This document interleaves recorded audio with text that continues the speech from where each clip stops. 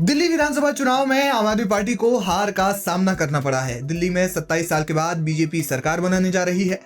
इन चुनावों में मिली हार के बाद टीएमसी सांसद सौगत रॉय ने बड़ा बयान दिया है। उन्होंने कहा कि इंडिया गठबंधन के दलों को समझना होगा, एक साथ मिलकर लड़ना होगा, वरना दिल्ली जैसा हाल होगा। टीएमसी सांसद सौगत रॉय ने कहा, दिल्ली में लोगों ने आम आदमी पार्टी के खिलाफ वोट किया, हमारी पार्टी ने आपका समर्थन किया, लेकिन सच कहें तो आम आदमी पार्टी के खिलाफ लोगों की शिकायत थी। शराब घोटाले का असर हुआ। बीजेपी देश में और ज्यादा आक्रामक हो जाएगी और अपने एजेंडे को आगे ले जाएंगे। अगर इंडिया गठबंधन की पार्टियां मिलकर लड़ेंगी तभी कुछ होगा। इंडिया गठबंधन के दलों को समझना होगा कि एक साथ मिलकर लड़ना होगा। अगर सब अपने ईगो में रहेंगे तो दिल्ली जैसा हाल होगा। दिल्ली के जो रिजल्ट हुआ वो तो लोग आम आदमी के खिलाफ वोट दिया। हमारी पार्टी तो आम आदमी को समर्थन की थे, लेकिन सच बोले तो आम आदमी के सरकार के खिलाफ लोगों का रिवाज था, और खास करके जो एक्साइज का करप्शन निकला उसका इम्पैक्ट हुआ।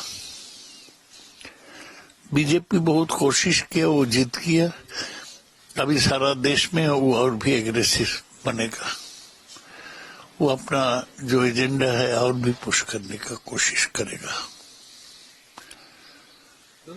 जिस तरह कल आप हार गई और कांग्रेस और आप जो आमने सामने अब लड़े हैं, तो इस तरह इंडिया अलायंस का फ्यूचर क्या देखते हैं सर? इंडिया अलायंस की पार्टी अगर ये समझते हैं कि एक साथ मिल के करेंगे तभी चलेगा, और सब अपना ईगो पर खड़े रहेंगे तो दिल्ली जैसा रिजल्ट ऐसा ही होगा।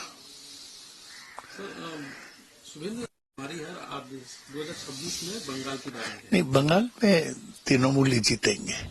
दिल्ली के साथ या कोई राज्य के साथ बंगाल के कोई कंपैरिजन नहीं हो सकता। यह ममता बनर्जी है, हर मोहल्ला में तृणमूल कांग्रेस है, हम ही जीतेंगे। बता दें कि अखिलेश यादव ने दिल्ली चुनाव में मिली हार के बाद कहा कि इंडिया गठबंधन इस हार से बहुत कुछ सीखेगा। तो ये चुनाव नहीं था, ये लूटा था इन्होंने चुनाव, और ये जनता देख रही है।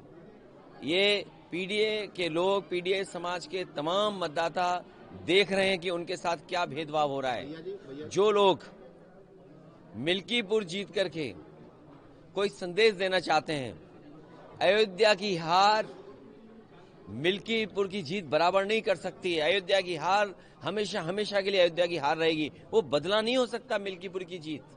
जो लोग ये कह रहे हैं मिल्कीपुर जीत करके बदला ले लिया, अयोध्या का बदला कोई नहीं हो सकता।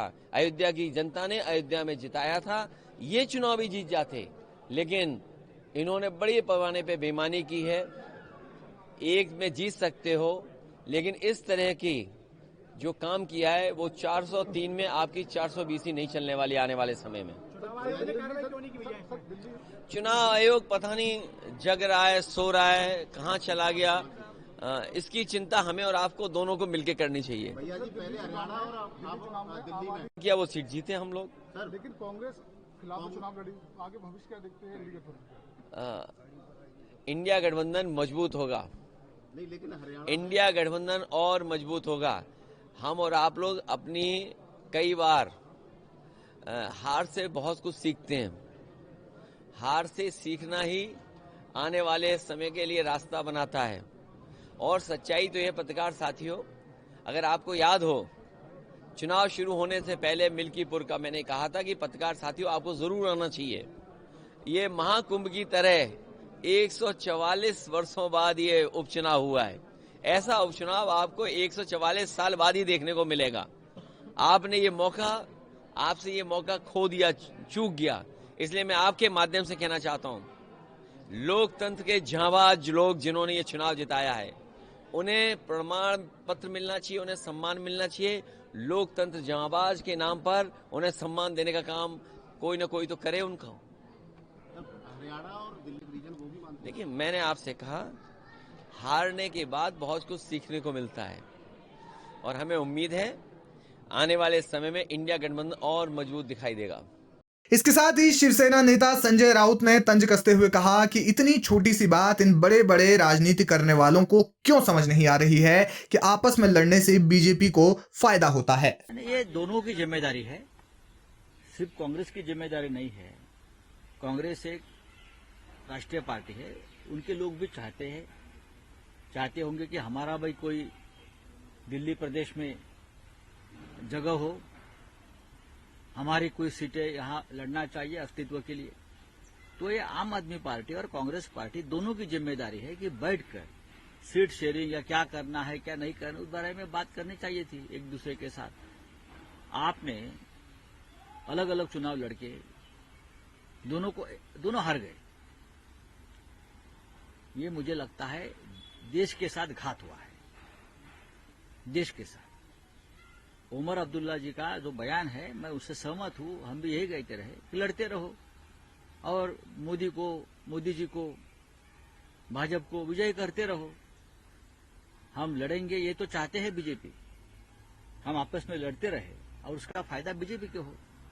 यह अगर ये ज्ञानी लोग समझते नहीं है, राजनीति के जो ज्ञानी लोग हैं सभी, चाहे केजरीवाल जी उनकी पार्टी हो चाहे कांग्रेस की पार्टी हो, अगर आपको आनंद होता है किसी को कि केजरीवाल जी हार गए या कांग्रेस को एक भी सीट नहीं मिली, खाता नहीं खुला, या अगर हमको उसका हम खुशी व्यक्त करते हैं तो ये लोकतंत्र के लिए अच्छी बात नहीं है।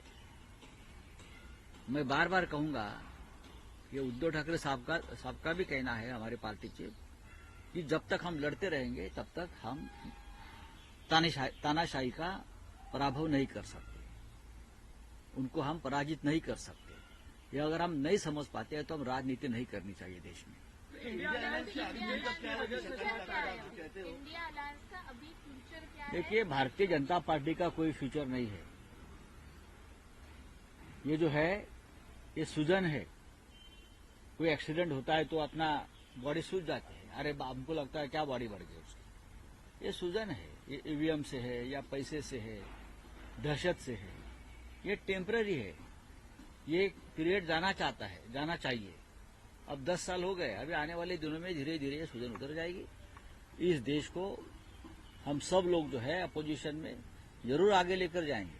आज हम सत्ता में नहीं है, लेकिन जनता की आवाज उठाते रहेंगे। इंडिया ब्लॉक है और रहेगा और मजबूत करेंगे। अभी तो करना ही पड़ेगी ना, आत्मचिंतन तो करना ही पड़ेगा। अगर आप चिंतन नहीं करना चाहते, आत्मचिंतन नहीं करना चाहते, तो आप राजनीति छोड़ दीजिए अपोजिशन की। चलिए, थैंक यू।